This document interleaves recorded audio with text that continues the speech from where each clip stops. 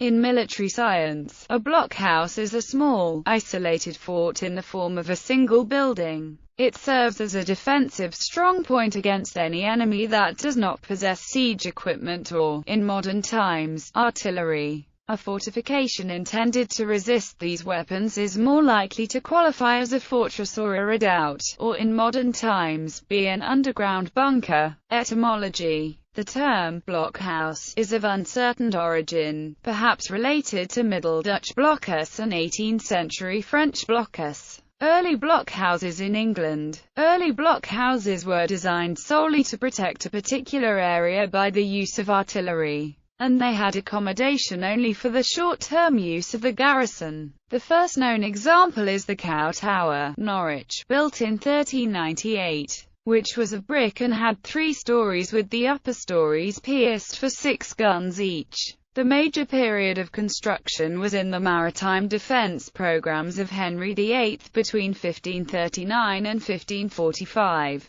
They were built to protect important maritime approaches such as the Thames estuary, the Solent, and Plymouth. Often sited in pairs, the blockhouses were not built to a common design, but usually consisted of a stone tower and bastion or gun platform, which could be semicircular, rectangular or irregular in shape. The last blockhouse of this type was Cromwell's castle, built in Scilly in 1651. Age of exploration. Originally blockhouses were often constructed as part of a large plan to block access to vital points in the scheme. But from the Age of Exploration to the 19th century, standard patterns of blockhouses were constructed for defense in frontier areas, particularly South Africa, New Zealand, Canada, and the United States. Blockhouses may be made of masonry where available, but were commonly made from very heavy timbers, sometimes even logs arranged in the manner of a log cabin. They were usually 2 or even 3 floors, with all stories being provided with embrasures or loopholes, and the uppermost story would be roofed. If the structure was of timber, usually the upper story would project outward from the lower so the upper story defenders could fire on enemies attacking the lower story, or perhaps pour water on any fires.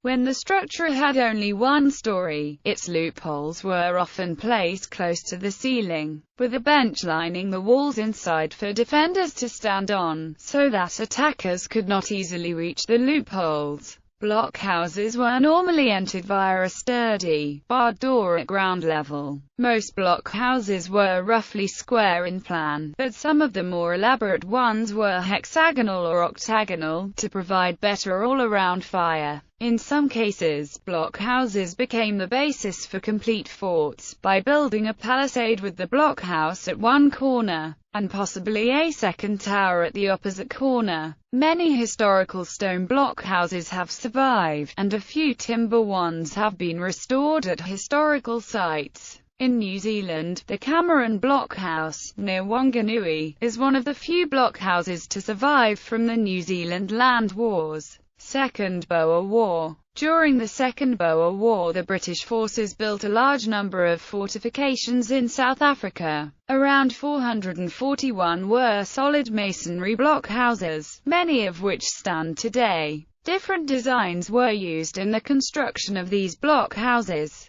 but most were either 2 or 3-story structures built using locally quarried stone. However, the vast scale of British strategy led the British to develop cheaper, double-skinned corrugated iron structures. These could be prefabricated, delivered to site by armoured train, and then have locally sourced rocks or rubble packed inside the double skin to provide improved protection. A circular design developed by Major Rice in February 1901 had good all-round visibility, and the lack of corners did away with the need for a substructure. Failure due to wood rot and splintering when hit by bullets or shrapnel were eliminated. The steel door to the blockhouse was sheltered by another piece of corrugated iron. The Major Rice blockhouse could be erected in 6 hours by 6 trained men. With the change from square gabled roofs to a circular design, they were given the nickname Pepperpot Blockhouse. With mass production, the cost to build a blockhouse dropped down to £16, compared to several £100 for masonry ones. These blockhouses played a vital role in the protection of the railway lines and bridges that were key to the British military supply lines. Concrete blockhouses. During World War I and World War II, many types of blockhouses were built, when time allowed, usually constructed of reinforced concrete. The major difference between a modern blockhouse and a bunker is that a bunker is constructed mostly below ground level while a blockhouse is constructed mostly above ground level. Some blockhouses, like those constructed in England in 1940, were built in anticipation of a German invasion. They were often hexagonal in shape and were called pillboxes. About 28,000 pillboxes and other hardened field fortifications were constructed, of which about 6,500 still survive. In London, the Admiralty Citadel is one of the most sturdy above-ground structures built during World War II. It was constructed in 1941 as a bomb-proof operations centre for the Admiralty, with foundations 9 meters deep and a concrete roof 6 meters thick. It too was intended to serve as a strong point in defending against the feared invasion. In Berlin and other cities during World War II, some massive blockhouses were built as air raid shelters and anti-aircraft artillery platforms.